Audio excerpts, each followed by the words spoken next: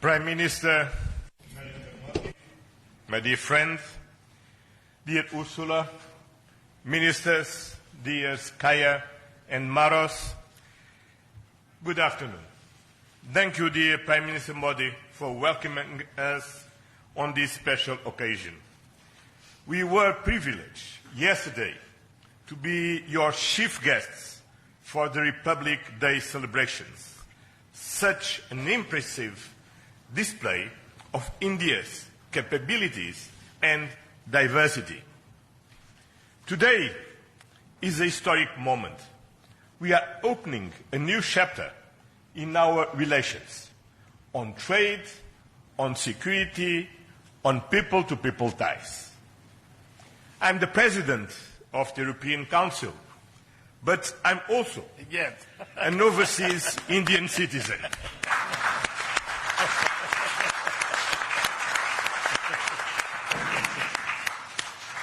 Then, as you can imagine, for me, it has a special meaning. I'm very proud of my roots in Goa, where my father's family came from.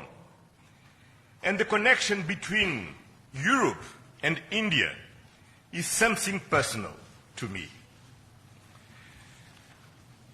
Also because we conclude today our trade negotiations. We relaunched at the latest meeting that I had the pleasure to host in May 2021 in my previous capacity. Our summit sends a clear message to the world. At a time when the global order is being fundamentally reshaped, the European Union and India stand together as a strategic and reliable partners.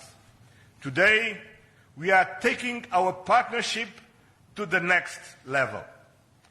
As the two largest democracies in the world, we are working hand in hand to deliver concrete benefits for our citizens and to shape a resilient global order that underpins peace and stability, economic growth, and sustainable development. I would like to share three messages.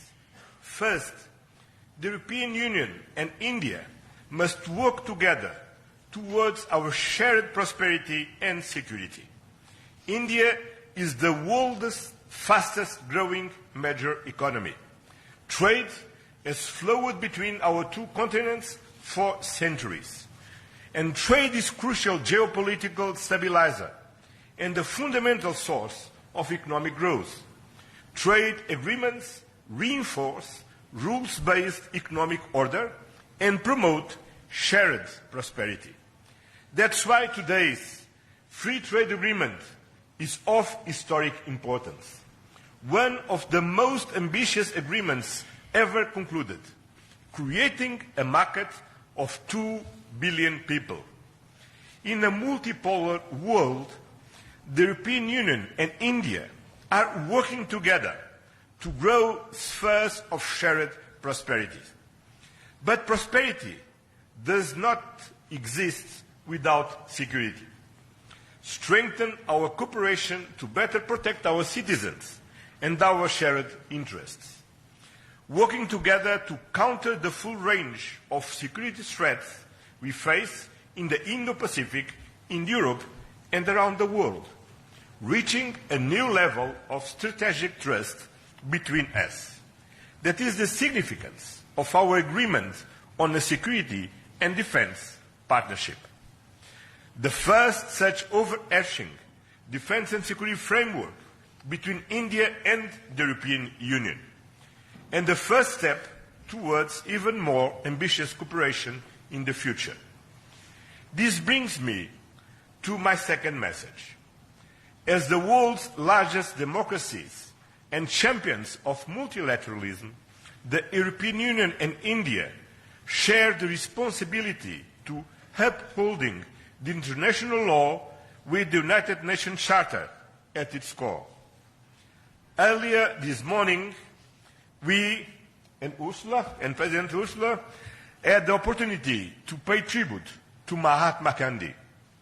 And I reflected upon his words, which still hold true today, and I quote it: "Peace will not come out of a clash of arms, but out of justice lived and done by unarmed nations in the face of odds."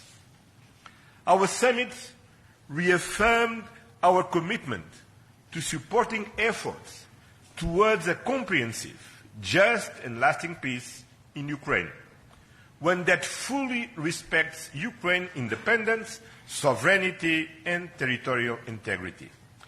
This is a key moment. We are supporting all efforts to reach a just and sustainable peace. Ukraine has shown its readiness, including at the cost of difficult compromise. I know, dear Prime Minister, that we can count on you to help creating conditions for peace through dialogue and diplomacy. And this is my final message. Together, we must show leadership on global issues. Cooperation between the European Union and India will help shape a more balanced, resilient, and inclusive global order. Just two examples.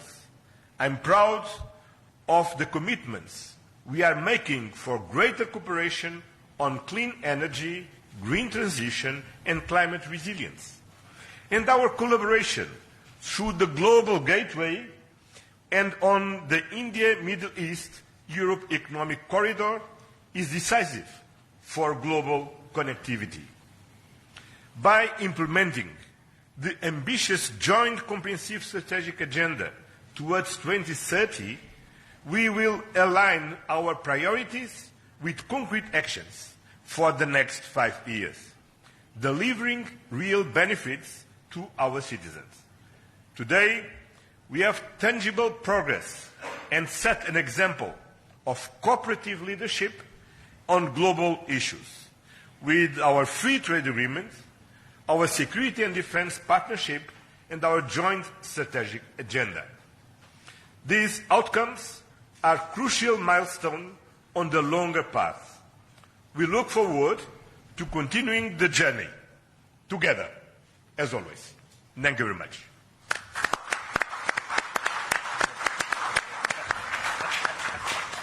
Thank you, sir. May I now